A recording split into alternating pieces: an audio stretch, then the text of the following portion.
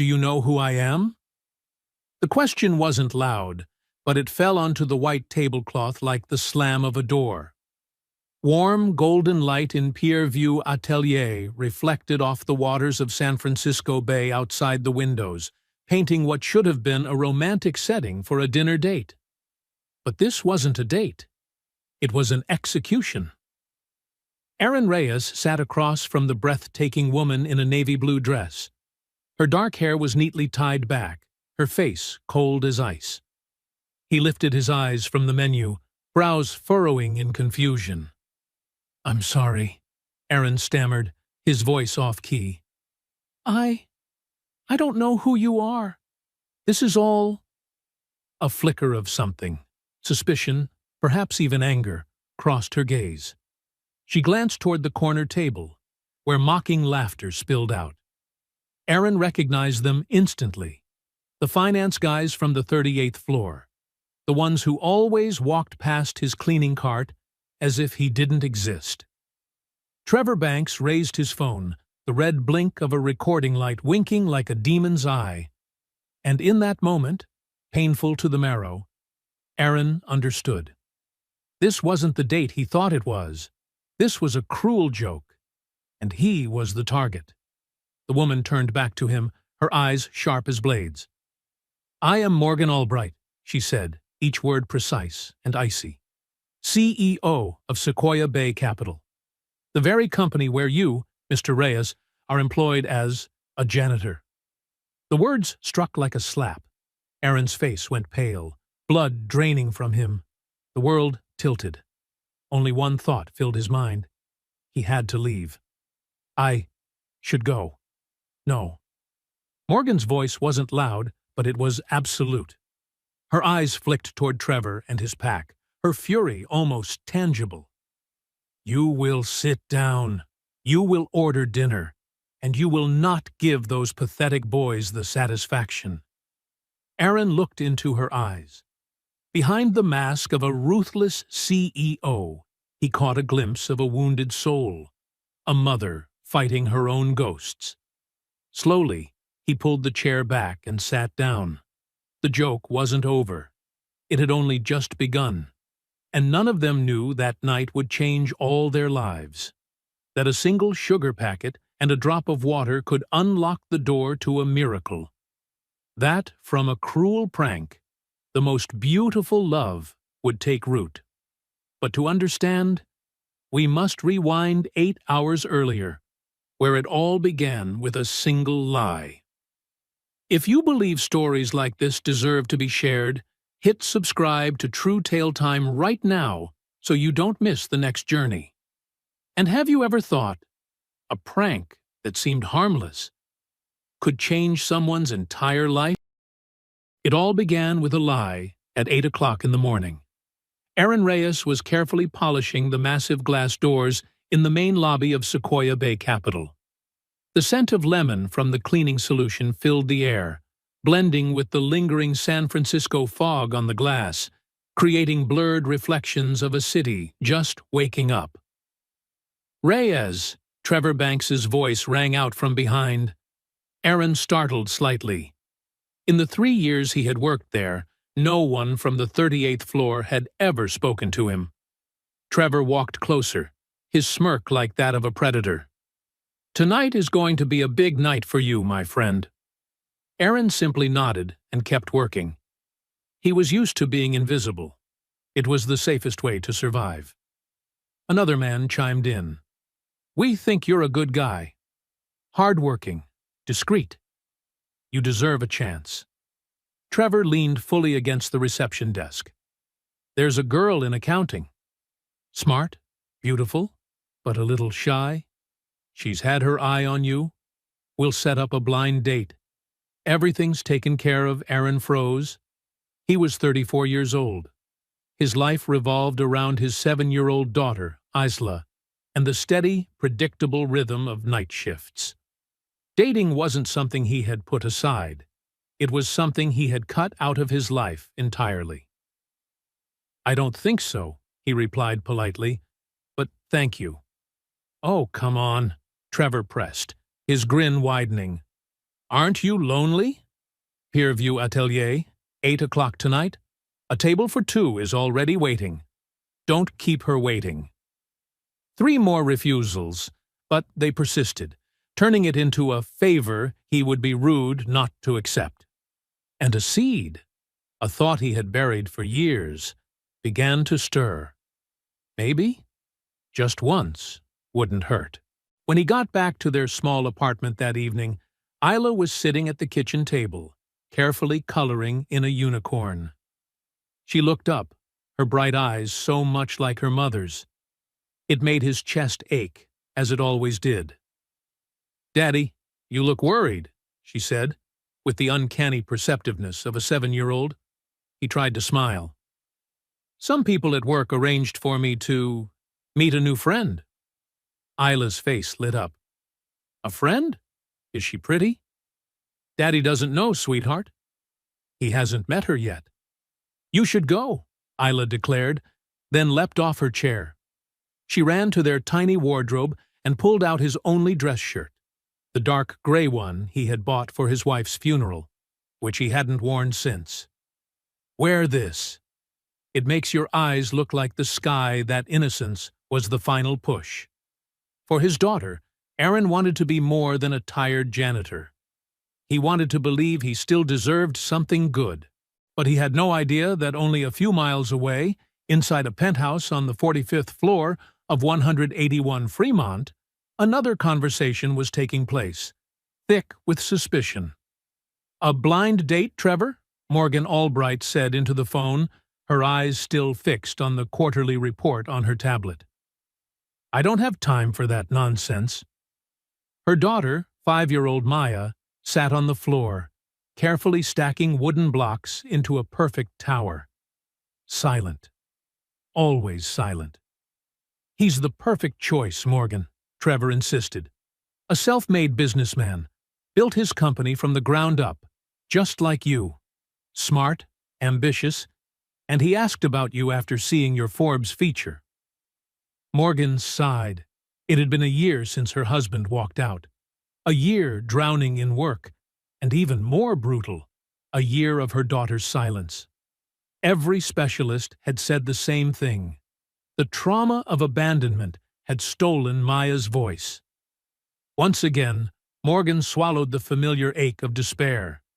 Maybe one night out was exactly what she needed. A brief moment to be a woman, not just a CEO or a failed mother.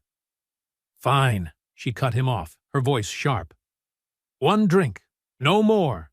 But just as she was about to leave, the babysitter called to cancel at the last minute because of an emergency. Morgan turned to Maya, those wide eyes holding everything her lips could not say. She couldn't leave her daughter behind, yet she couldn't endure another suffocating night in the silent apartment. Morgan decided she would take Maya along. Just 1 drink. What could possibly happen? Peer View Atelier sat along the Embarcadero. Its giant windows opened to sweeping views of the San Francisco Bay. Golden lights shimmering across the water, a perfect backdrop for a romantic date. Aaron arrived right at 8. His hands trembled slightly as he gave his name to the hostess. Dressed in his old suit and the gray shirt Isla had chosen, he felt out of place in this world of elegance, where glasses clinked lightly, polite laughter mingled with the soft jazz drifting from a piano in the corner. The woman was already there, and for a fleeting moment, Aaron felt the world stop. She was breathtaking, her dark hair neatly tied back, a simple yet elegant navy blue dress. But it wasn't her beauty that froze him. It was her eyes, cold as ice, carrying a frighteningly familiar weight. "Do you know who I am?" Her voice wasn't loud, but it fell onto the white tablecloth between them like a heavy door slamming shut. Aaron looked up from the menu, frowning in confusion. "I'm sorry. I don't think so." "Should I?" A flicker of disbelief, maybe anger, flashed across her face. Morgan glanced over his shoulder toward a table where a few men in suits were struggling to stifle their laughter. Aaron's stomach tightened. He recognized them instantly. They were the CFOs from the 38th floor, the men who always passed by his cleaning cart as if he didn't exist. One of them, Trevor Banks, held up his phone, pretending to check messages. The red light of the camera blinked, and in that instant, Aaron understood. This wasn't a date. This was an execution. The woman's icy gaze returned to him. I am the CEO of Sequoia Bay Capital, the company where you, Mr. Reyes, are employed as a janitor. Aaron felt the blood drain from his face. He pushed his chair back, one thought blazing in his mind. Escape. I should go. No. Morgan's reply was soft but absolute. Her eyes locked on Trevor's table, fury radiating like a tangible force. You will sit. You will order dinner. And you will not give those pathetic boys the satisfaction. At that moment, a small figure appeared beside Morgan. It was Maya, her daughter, who had been seated at a table near the entrance with the server. Next to Maya stood Isla, her wide, round eyes sparkling with excitement. Aaron's sister had brought Isla along, thinking the date would be brief.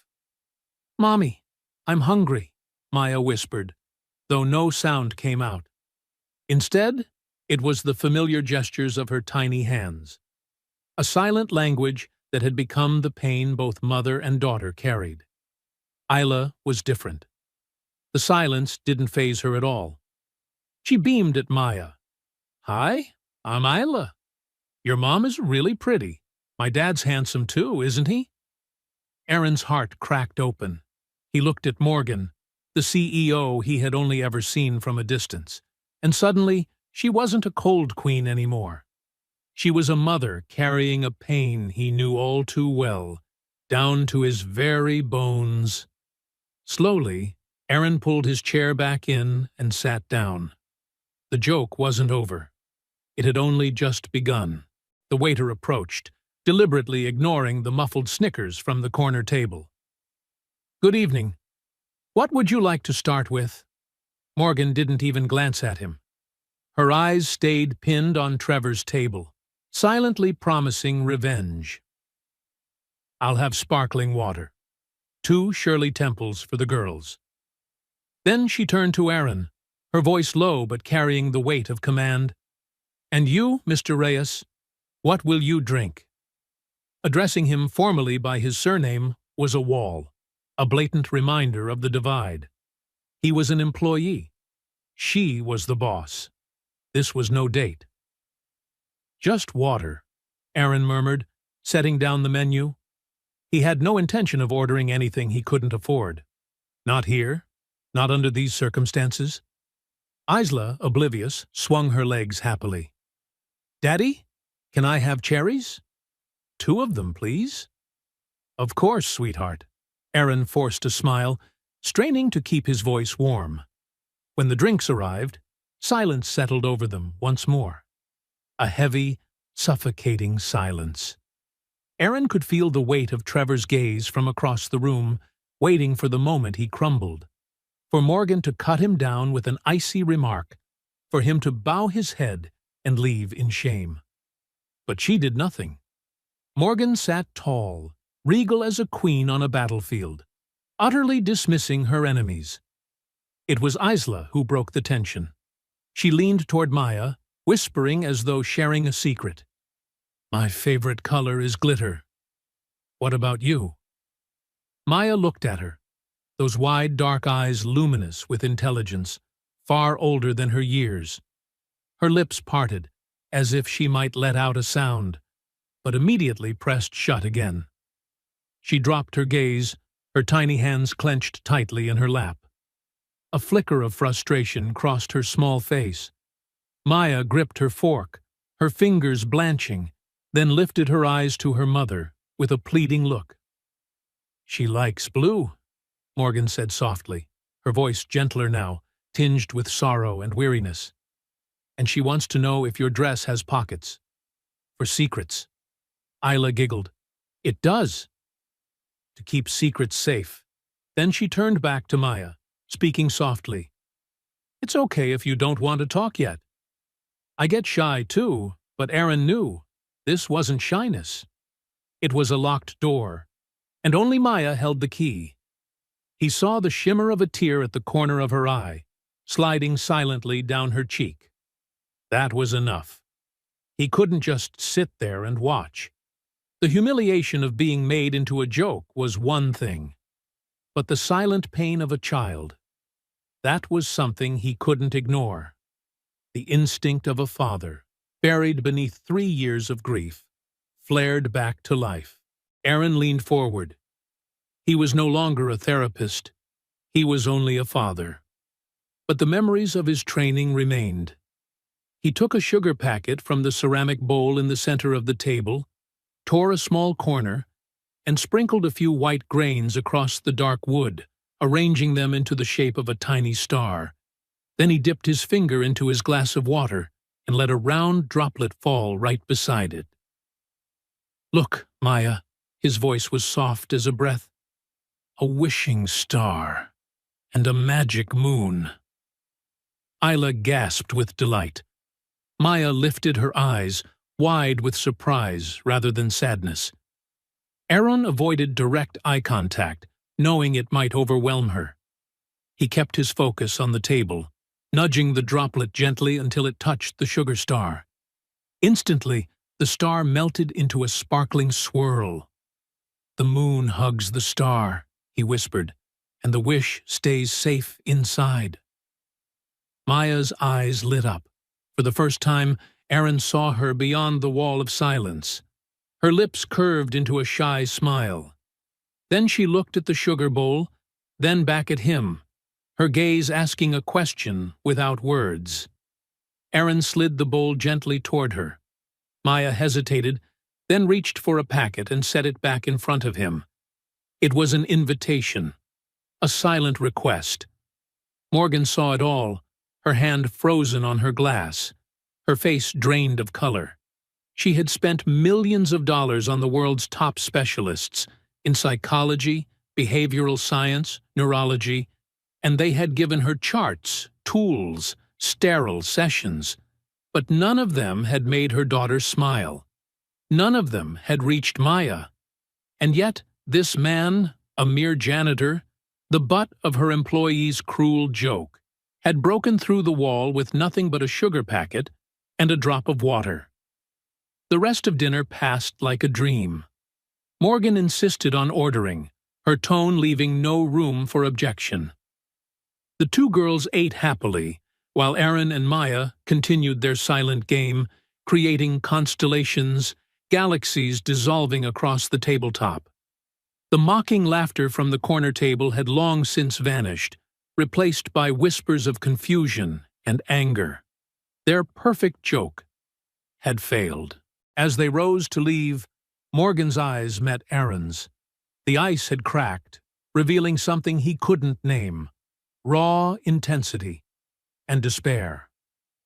In the marble lobby, while Isla chattered on the phone with her aunt about the magic moon, Morgan pulled Aaron aside. The experts call it selective mutism from trauma, she whispered. They say there's no cure, only methods, and none of them have worked. She stepped closer. I've paid millions to the best doctors in the world, and none of them did what you just did in a single minute. So, who are you, really? Aaron felt the walls closing in again. Her praise, her pleading eyes. It was a sentence, dragging him back to the man he used to be, and the man who had failed when it mattered most. I'm just the guy who cleans your lobby. That's all. His voice was flat. Morgan's eyes narrowed. The CEO returned, cold and commanding. I don't believe you. You will help my daughter. It wasn't a request. It was an order. A spark of defiance flashed in Aaron's chest. Years of pain and helplessness condensed into strength. He looked straight at the powerful woman before him. the one who thought she could command the world, and gave her the one answer she never expected. "No." The word slipped out, soft but resolute. "I can't help her. I'm just a janitor, remember? That part of my life is over." And with that, he took Isla's hand and walked out into the cold San Francisco night, leaving the billionaire CEO standing stunned and alone in the warm golden glow of Pierview Atelier. Morgan Albright was not the kind of person who got refused. That word simply did not exist in her vocabulary. In the boardroom, at the negotiating table, even in her personal life, no one said no to her. They yielded. They agreed. They bowed before the absolute force of her will. She sat in the back seat of the chauffeured car, the city lights beyond the tinted window reduced to meaningless smears. And that word, soft, quiet, kept echoing in her mind. No. Annoying, puzzling, and worst of all, frightening. In those few brief, miraculous moments at the restaurant that night, watching the janitor play with her daughter, she had felt something she hadn't dared to touch for a year. Hope. It was fragile, unfamiliar. And now he had yanked it out of her hands, leaving only the heavy cold of despair. He had cracked open a door for Maya, just a sliver, then slammed it shut right in front of her. She would not accept that. She could not. In their small third-floor apartment, the sweet scent of cinnamon bread filled the air as Aaron tucked a blanket over Isla. "Daddy," the little girl whispered, wrapping her arms around his neck. "Can we see Maya again?" "She's really nice." Aaron's chest tightened. "We'll see, sweetheart." Tonight was complicated. "But you made her smile," Isla said, a mix of pride and drowsiness in her voice. "You used your magic." Sarah, his wife, used to call it that, his magic, the way he could sit beside the shyest, most wounded children and find a way into their world. He had built an acclaimed career on that magic. He had once been a healer. But when Sarah fell ill, that magic was helpless. He couldn't coax the cancer out of her body. He couldn't heal dying cells with gentle words or patient games. He sat by her bed for months, watching the brightest light of his life fade. And all his skill, all his empathy, were meaningless. After she died, the thought of healing anyone else became a kind of hypocrisy. He couldn't fix what was truly broken. So he left the profession, packed up his life, and found a job where no one would ask him to perform miracles. He kissed Isla's forehead. "It's not magic, sweetheart. Just a little game." But when he stepped into the living room and looked at the single-framed photo on the mantel, Sarah smiling, holding a tiny Isla, he felt the ghosts of his old life crowd in. Meeting Morgan and Maya had ripped open a scar he thought had healed. That no in the dark lobby had not been a stand against a CEO. It had been panic, a desperate attempt to keep the ghosts of failure locked away in the past. 2 days later, the air at Sequoia Bay Capitol was thick with tension. News of the CEO's disastrous blind date had spread like wildfire. Aaron kept his head down, pushing his cleaning cart through gleaming, empty corridors. The squeak of the rubber wheels was the only sound. He felt the covert stares by the hundred, even from behind closed doors. As he passed Trevor Banks's office, the door swung open. Trevor leaned against the frame, a sneer hanging on his lips. "Well, well," he drawled. "Look what the cat dragged in. Heard you had quite a night, Reyes. Rubbing elbows with the elite, huh? How's it feel to be back in the gutter where you belong?" Aaron kept pushing the cart, his jaw clenched. "Excuse me, Mr. Banks. I need to mop this floor." Trevor's smile faltered. He'd expected a man crumbling with shame. So why hadn't Morgan fired him already? The joke wasn't following the script, and that made him restless. An hour later, Aaron was on the 48th floor, the West Executive Wing, always as silent as a museum. He was wiping down the massive oak conference table when the door clicked shut behind him. He turned. Morgan Albright stood there, arms folded. She had shed her severe suit for black slacks and a soft gray sweater. Without the office armor, she looked younger and infinitely tired. "I've reviewed your HR file," she said, her voice stripped of earlier anger. Only a cold, flat calm remained. "It's flat, analytical, like a ghost. 3 years in custodial management. Before that, warehouse work in Ohio. Before that, nothing. A history constructed with great care by a man determined to disappear." Aaron turned back to his work. "That's my history." "I don't care about your history." She stepped closer, slowly. "I care about my daughter. She didn't smile for a year, Mr. Reyes. 1 year. And last night, when I put her to bed, she took a sugar packet from the kitchen, a glass of water, and played your game. She played for an hour. She was happy." Aaron's hand paused, but he didn't look at her. He didn't dare. "I'll pay," Morgan said plainly. "Name your price. Whatever it is, I'll pay. Consultation fees. I'll sign a contract right now. 1 hour a day. A week's pay equal to a year of what you make here." That was her world, where everything, even hope, had a price. At last, Aaron looked up. The look in his eyes made her recoil half a step without thinking. In it was an unfathomable, bottomless pain. "You think this is about money?"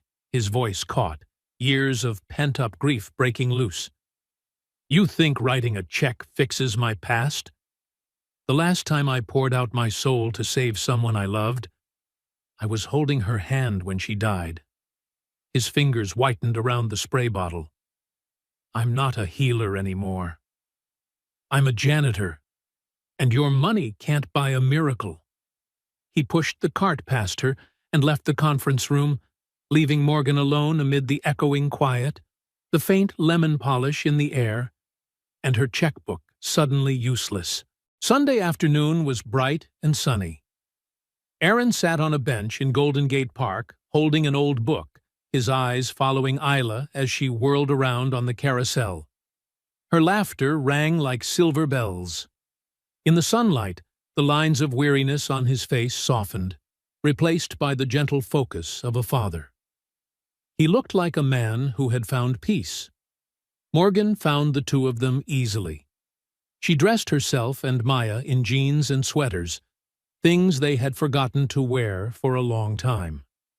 As the car stopped at the edge of the park, she felt like an imposter in a place of simple things, where the air was thick with the cheerful sounds of everyday life. Maya stood beside her, clutching her mother's hand, watching the other children with that familiar, aching longing. Isla saw them first. The carousel slowed and stopped. She hopped down, her braids flying. "Maya!" she squealed, her voice bursting with honest joy. "You came to the park!"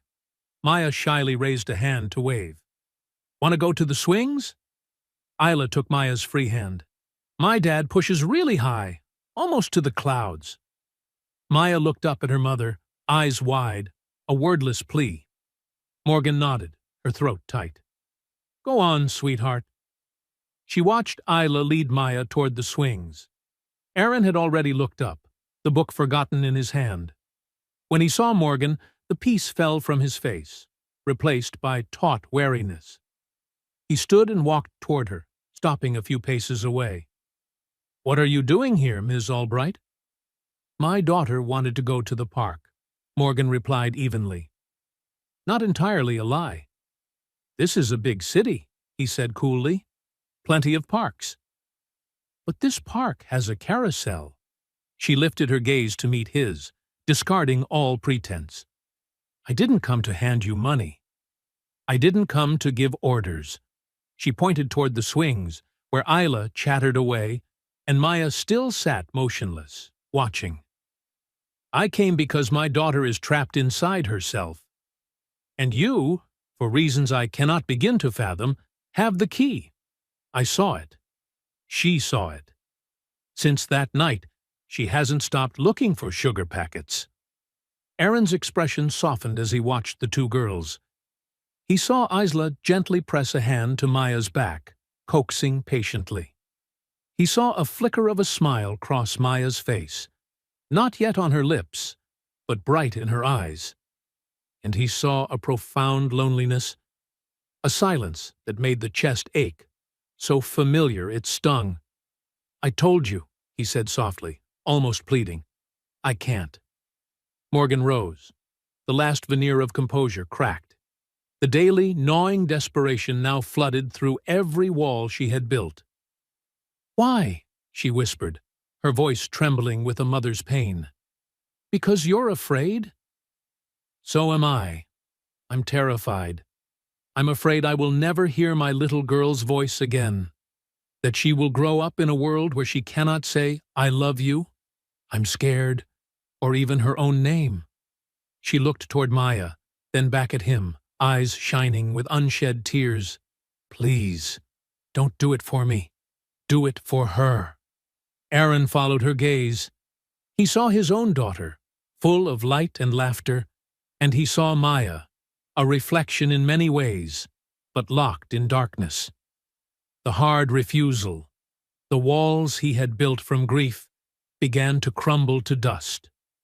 The silence between them thickened with the afternoon sun and the distant peals of children's laughter. For 3 years, he had built a fortress around his heart, constructed from sorrow and plastered with the belief that he was broken beyond repair. But the wordless plea of a 5-year-old girl proved stronger than any rampart he had ever raised. The walls fell. At last, he let out a long, trembling breath, as if he had been holding it since the day Sarah was gone. All right, he said. The word was light, fragile. I agree. 2 nights later, Aaron stood awkwardly at the marble-tiled entrance of Morgan Albright's penthouse. The vast apartment was minimalist and hushed. It looked more like a modern art museum than a home. A world of clean lines and cold surfaces made him feel utterly out of place in his work jeans and faded hoodie. From the enormous windows on the 45th floor of 181 Fremont, all of San Francisco stretched below. The Bay Bridge shimmering like a strand of pearls, hills spilling with pastel houses, the dark bay reflecting the city lights. Morgan led him into the open-plan living room. Maya sat on the luxurious white rug, surrounded by a mountain of expensive educational toys, none of which had been touched. She looked up when Aaron entered, her gaze wary. "We can work here," Morgan said, her tone a touch too bright, like a hostess trying to smooth over an awkward dinner party. "I'll be in the kitchen. Call if you need anything." Aaron nodded, his heart thudding. Self-doubt roared in his ears like something tangible. What am I doing here? I can't do this anymore. I'm going to let this child down. He knelt on the rug, keeping a few steps distance from Maya, careful not to enter her space too quickly. He didn't look at the toys. He didn't look at her. He simply sat, letting the silence settle. From the corner of his eye, he saw Morgan drifting around the kitchen island, fingers laced, her anxious hope for a miracle radiating through the room. Aaron knew, as long as she stood there broadcasting that plea, Maya would not feel safe enough to step out. Finally, he looked up at Morgan. "Could you give us the room?" he asked softly. Morgan blinked, like someone caught in the act. "Oh, of course. I just thought—" "It will be better if she doesn't feel watched," Aaron explained. "Her silence is a shield. She won't lower it if she senses she's being tested." For the first time since the night at the restaurant, he spoke with the calm authority of his former self. Morgan, who was used to controlling every situation, found herself nodding obediently. She retreated to the office at the end of the hall, leaving the door slightly ajar. For 20 minutes, Aaron did nothing but breathe. He sat on the floor, simply sharing space with Maya. No prompts, no invitations to play. Only this, letting her know he required nothing of her. Slowly, he reached into the small canvas tote he had brought and took out 2 items, a smooth pebble and a blue crayon. He doodled lazily on the stone, concentrating wholly on the task.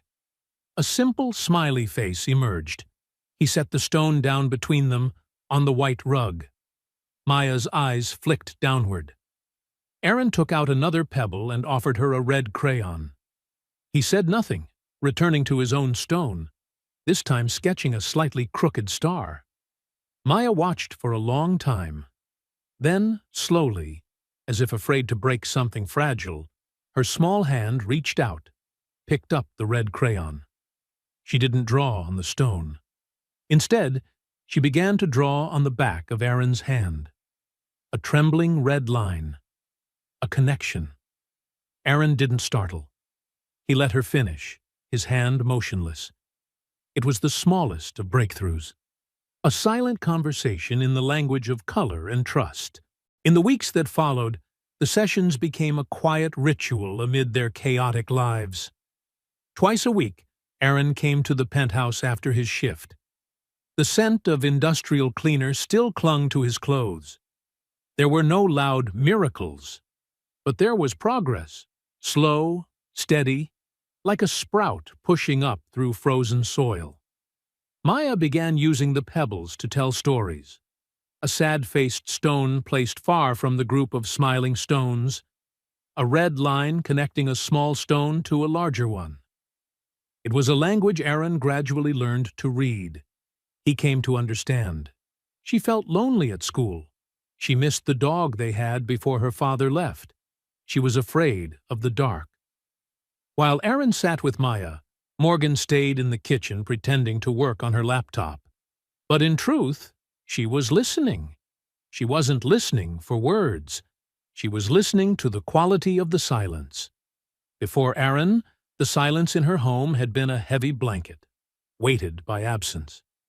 Now, the silence in the living room was different. Dynamic, expressive, full of trust. Between sessions, the 2 adults' conversations began, shyly, in the minutes before and after the work. "She seems to like drawing a house," Aaron said one evening as he packed his bag.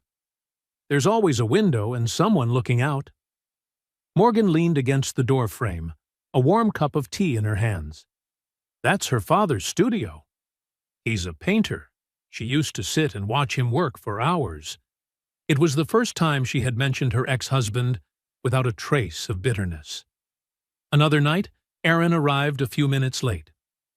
"Sorry," he sighed, looking drained.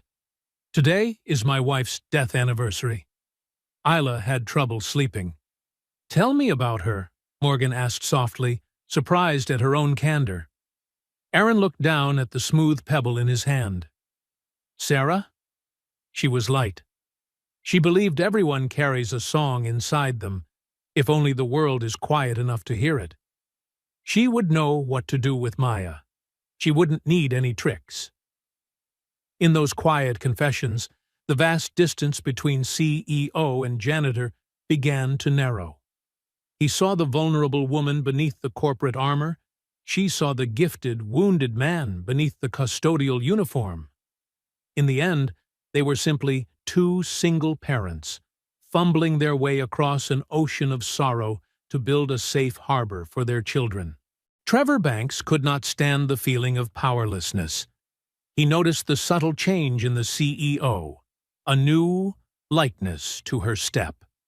He saw how she sometimes dismissed the driver and walked away from the building toward the rougher neighborhood where the janitor lived. He didn't know exactly what was happening, but he knew Reyes was in it. And that meant a threat. It was time to remove this piece from the board, permanently. The plan was simple and cruel. Trevor waited for a night he knew senior partner Abernathy worked late. Abernathy was notorious for fussing over his possessions, especially the antique gold fountain pen, an heirloom worth thousands of dollars that always sat on his desk. While Aaron was cleaning on another floor, Trevor slipped into Abernathy's office and pocketed the pen. Not wanting to stain his own hands, he had his subordinate, Liam Ortega, handle the final step. He handed the pen to Liam with instructions. Use the duplicated master key to open the janitor's locker and tuck the pen deep into the pocket of the old coat. When it was done, Trevor placed an anonymous call to security, reporting that he had seen the night shift janitor acting suspiciously near Abernathy's office. An hour later, as Aaron was clocking out, 2 uniformed guards approached. Leading them was Henderson, who usually greeted him with a nod. Now his face was stern. "Mr. Reyes," Henderson said, official and clipped, "we need you to come with us." "What's going on?" Aaron's heart hammered. "There's been a theft reported in the executive wing. A valuable item is missing from Mr. Abernathy's office. We're required to search all employees on shift." A chill crawled up his spine. Wrong. This was a trap. "Stolen? I haven't seen anything. It's just procedure, Aaron," the second guard said more gently. "We'll get this over with quickly." They led him to the janitorial room. Aaron opened his locker, his hands steady despite his racing pulse.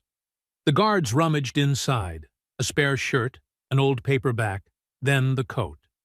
A hand slid into the pocket. Fingers touched something hard and cold. The guard pulled out the gold fountain pen. Under the fluorescent lights, it gleamed, the evidence of guilt. Henderson held up the pen. "How do you explain this, Mr. Reyes?" Aaron stared at it, his mind spinning. He had never seen it in his life. He looked from the pen to the guards' impassive faces and saw the jaws of the trap closing.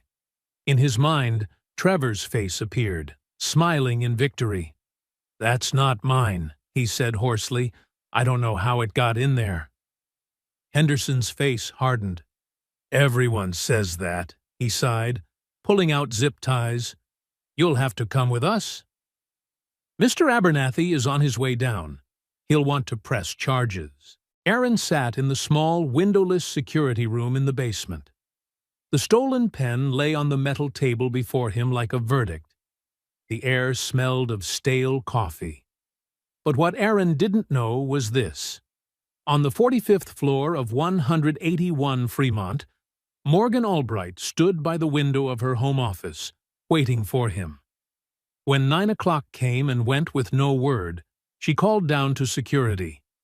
What she heard made her blood turn to ice. "Caught the thief?" Morgan repeated over the phone, her voice suddenly dangerous. "Mr. Henderson, I'm coming down right now." She snapped her laptop shut and rushed out of the apartment, leaving Maya asleep with the babysitter. As the elevator sped down to the basement, her thoughts raced at the speed of light.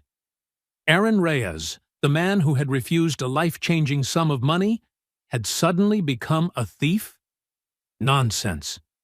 Entering the security office, she saw Aaron seated beside a small metal table, pale but composed. Abernathy, face flushed, expensive suit, was jabbing a trembling finger at him. "That's him!" he roared. "A thief! I want him arrested and fully prosecuted. The nerve! Stealing my family heirloom." Henderson tried to soothe him. "Sir, we're following procedure." "What procedure?" Abernathy blustered. "He was caught red-handed." "Call the police now." "That won't be necessary, Philip." The voice from the doorway was hard as steel. Morgan Albright stood there, still in her work clothes, arms folded. Her absolute authority froze the room into silence. Abernathy's jaw snapped shut. Henderson stood as straight as if saluting a head of state. "Morgan," Abernathy stammered, "this is a security matter. This man is my employee." And therefore it is my matter, she cut in, eyes on Aaron. You may go, Philip. Mr. Henderson and I will handle it. Her tone offered no suggestion. It was an order. Abernathy fumed a few seconds more, then deflated, nodded, and hurried out. Morgan's gaze softened as she looked at Aaron. Are you all right? He only nodded, his throat too tight to speak. She turned to Henderson. Walk me through it. Every step Henderson recounted it. The anonymous call, the search, the pen found. When he finished, the room fell into silence. Absurd, Morgan murmured, almost to herself. She looked to Aaron. I offered this man a life-changing sum, and he refused. Tell me, Henderson, why would someone like that steal a pen? The head of security had no answer. Check the cameras, Morgan ordered. All cameras on the 40th floor and in the janitorial area for the last 3 hours. Now, for the next hour, the three of them sat in the dim monitoring room, bluish screens washing their faces. They fast-forwarded through hours of footage until only blurred figures slid by. They saw Aaron working by the book, meticulous. They saw Abernathy leave his office. Nothing suspicious. Nothing, Ms. Albright, Henderson began, impatient. Keep looking. Morgan narrowed her eyes, focusing. Find the person who shouldn't be there. Then she saw it. A flicker of movement near the janitorial lockers, while Aaron was on another floor. Stop. Rewind. Zoom in on the corridor. The video slowed. A figure stepped out of the shadows. Not Trevor. It was his right-hand man, junior analyst Liam Ortega. He glanced along the empty hall, then slipped into the unlocked locker. Inside for less than 10 seconds. What time? Morgan asked. 22:47. Henderson read the timestamp. Give me the log of the anonymous call. Henderson typed quickly. The line appeared. Anonymous call reporting suspicious activity on the 40th floor. 22:51. 4 minutes after Liam left the locker. That's enough. Morgan's voice was quiet, a blade in its sheath. She stood. Henderson, release Mr. Reyes immediately, and apologize properly. The investigation ends here. She walked Aaron to the elevator. The silence between them was heavy with things unsaid. As the doors closed, the car became their private space. Aaron finally found his voice. Thank you, he whispered. Every word felt small. They were about to call the police. I didn't know what to do. You don't have to do anything, she turned to him. I know you didn't do it. How do you know? Because I know who you are, Aaron. Her voice gentled. You're the man who used a sugar packet to make a little girl smile. The man who talks about his late wife as if she's still the sun in his sky. You're not a thief. The raw, unconditional faith in her voice hit him harder than any accusation. In that moment, she wasn't the boss.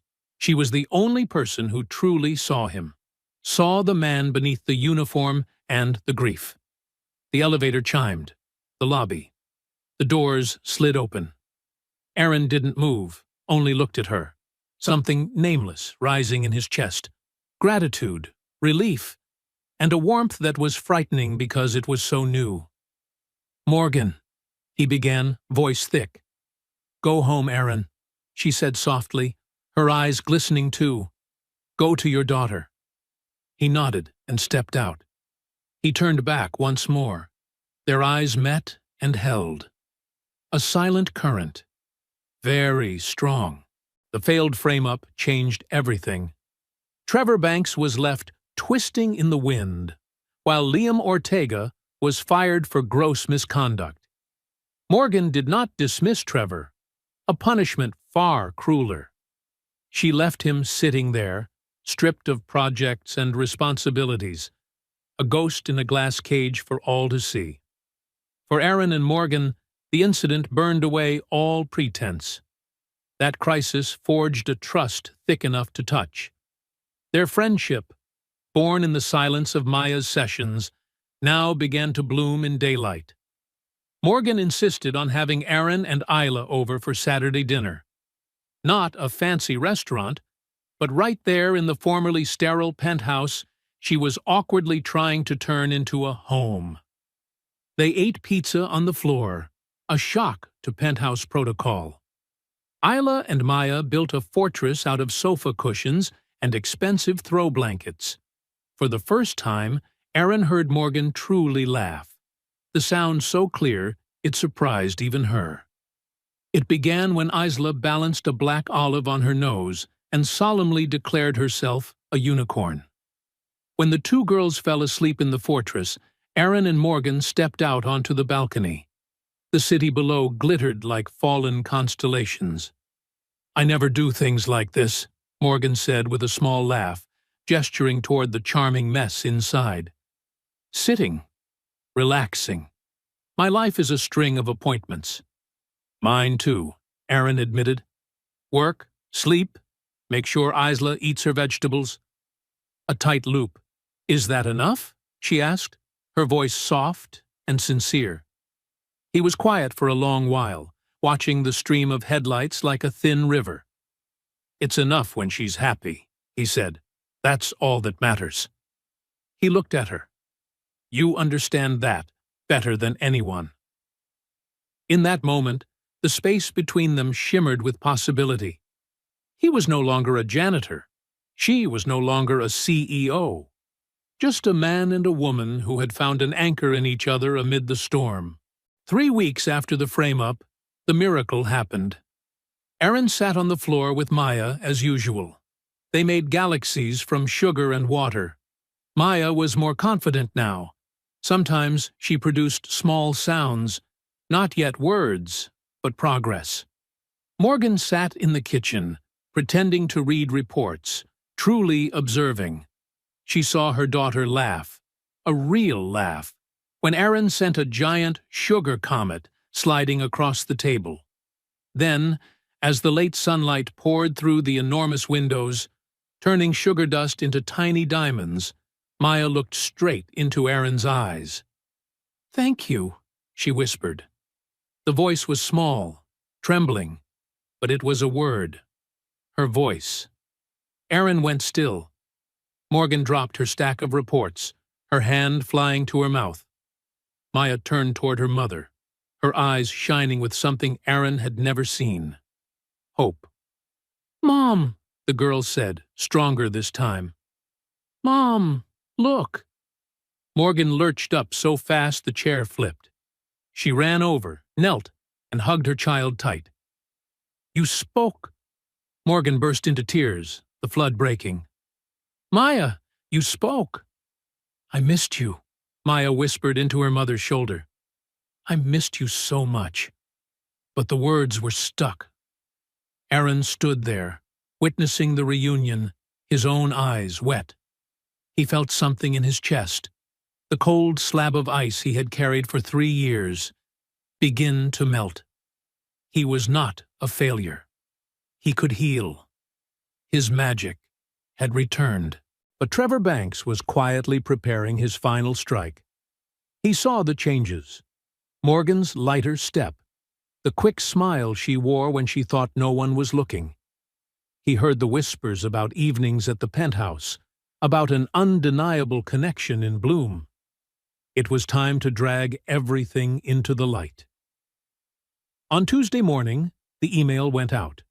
A mandatory all-hands town hall on Friday afternoon. Official topic: third quarter results and a new strategic initiative. The unofficial topic spread through break rooms and message threads. The CEO's judgment. Trevor's insinuations had taken root.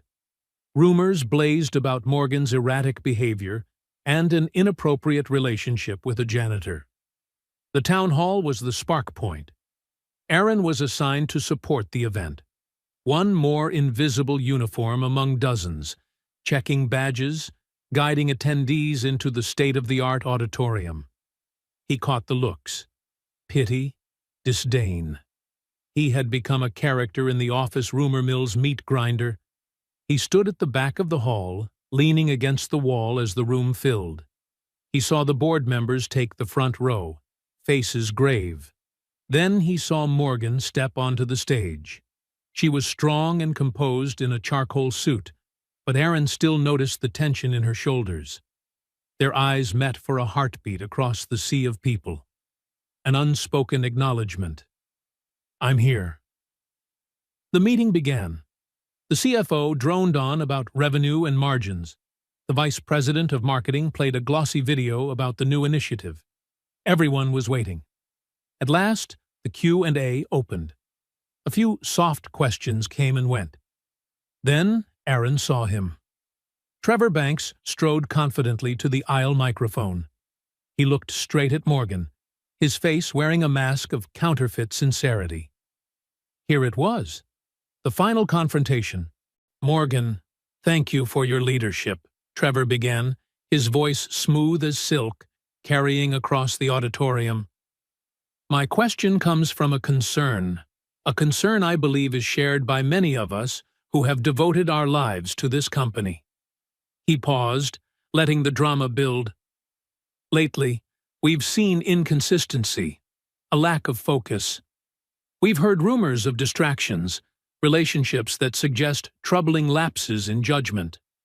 A shocked murmur rippled outward. This was open revolt. Trevor's eyes swept to the back of the hall, searching for Aaron in the shadows. The corner of his mouth twitched into a barely concealed, spiteful smile. He turned back to Morgan, his voice dripping with contempt.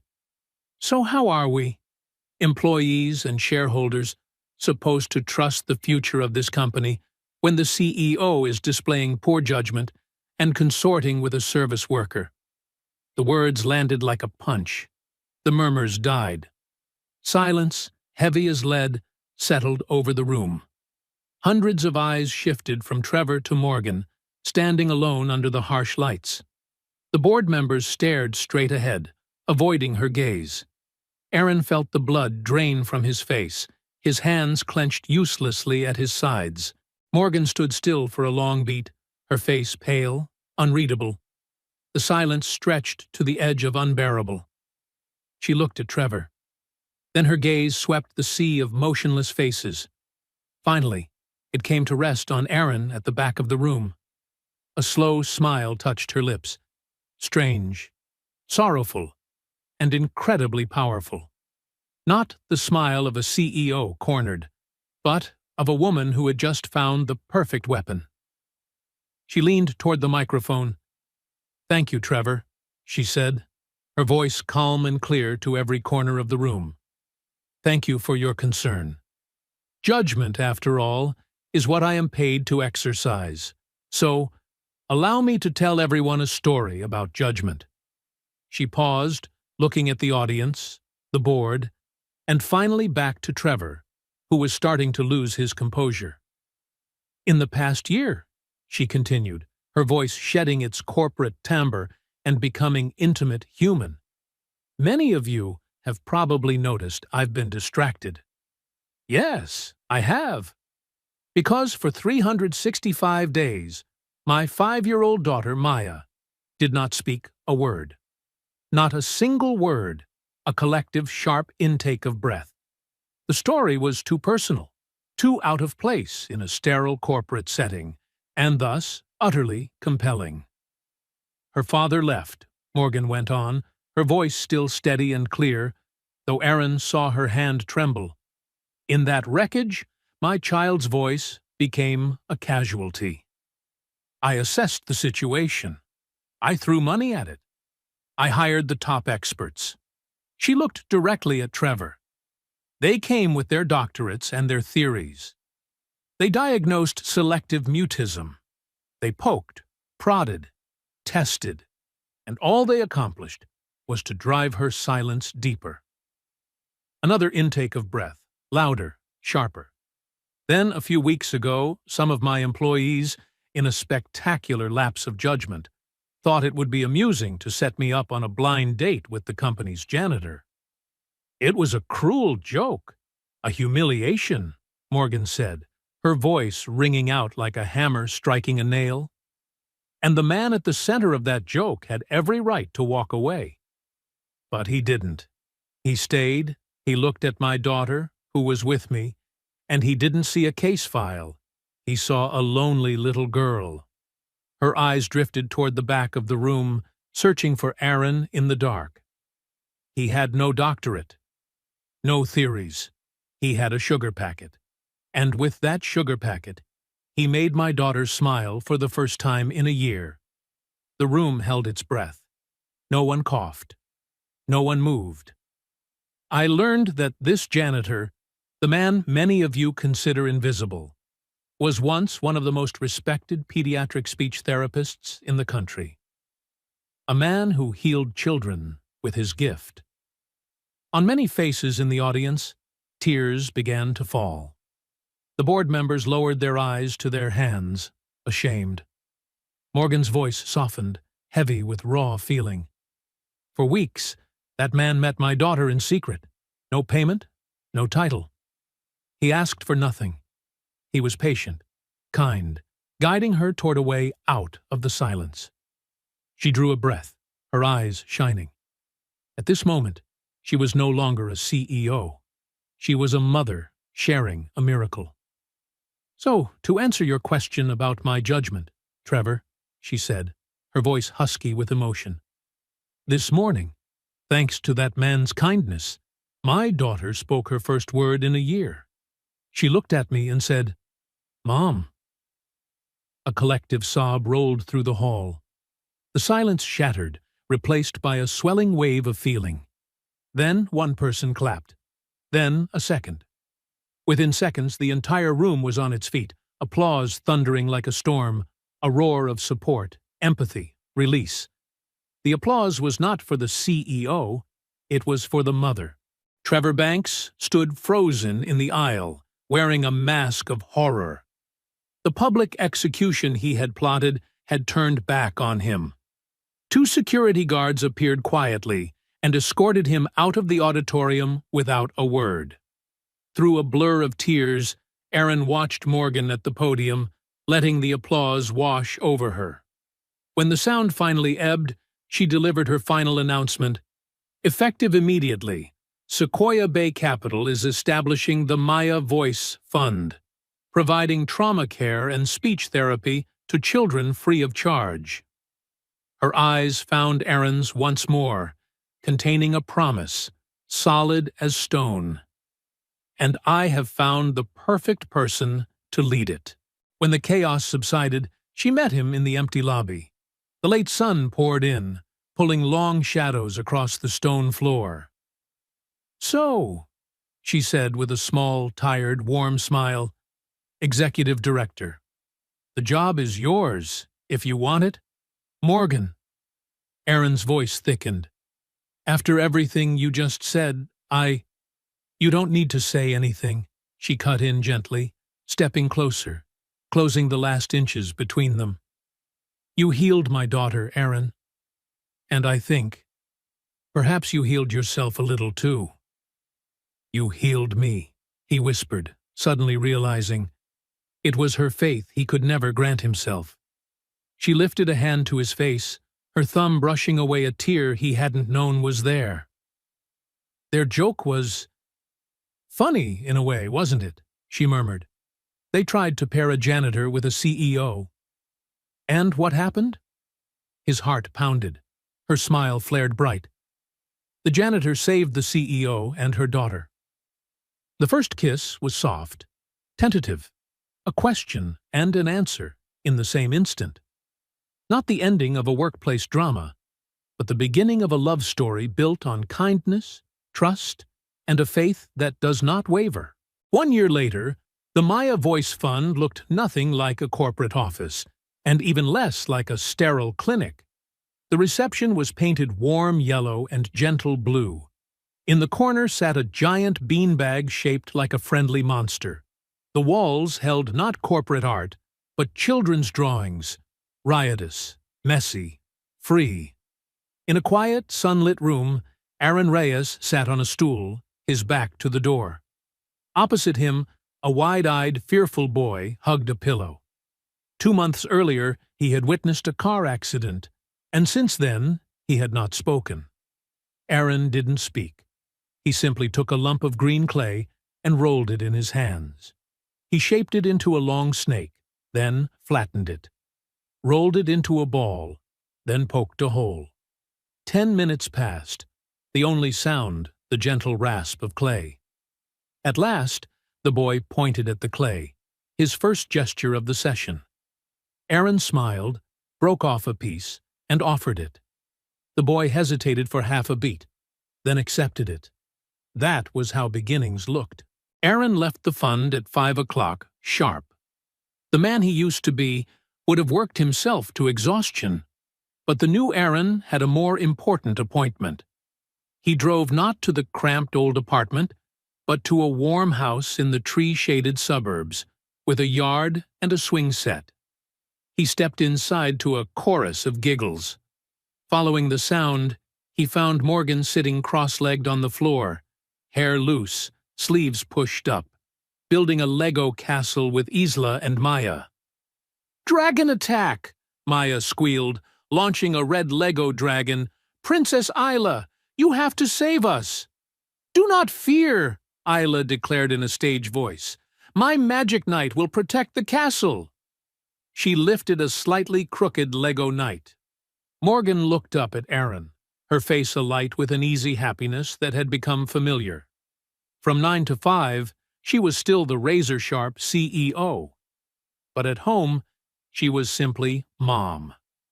She had learned to build firewalls, not just for company data, but for family time. She understood the most precious asset was not a portfolio, but an empty Saturday morning. "My magic night is here," Aaron laughed, bending to kiss her. Isla and Maya shrieked in unison, abandoned the castle, and wrapped themselves around his legs. He scooped them both up, one child in each arm, marveling at the simple, perfect weight of his life. He had a home. He had a purpose. He had a family. The ghosts of the past had finally gone quiet. A few weeks later, on a warm autumn afternoon, they were married. No grand hall, no press, no 100-person guest list. The ceremony took place in the backyard, beneath an old oak. The only guests were their 2 girls. Isla, the bridesmaid, held a bouquet of wildflowers she had picked herself. Maya, the ring-bearer, clutched a small velvet pillow with 2 simple rings.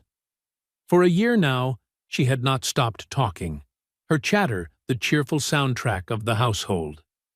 Aaron stood facing Morgan, their hands entwined. She wore a simple, elegant cream dress, a white rose in her hair. "Once, I told you I wasn't a healer," he said, his voice thick with feeling. "I was wrong. You healed me, Morgan. You saw me when I was invisible and reminded me of who I am.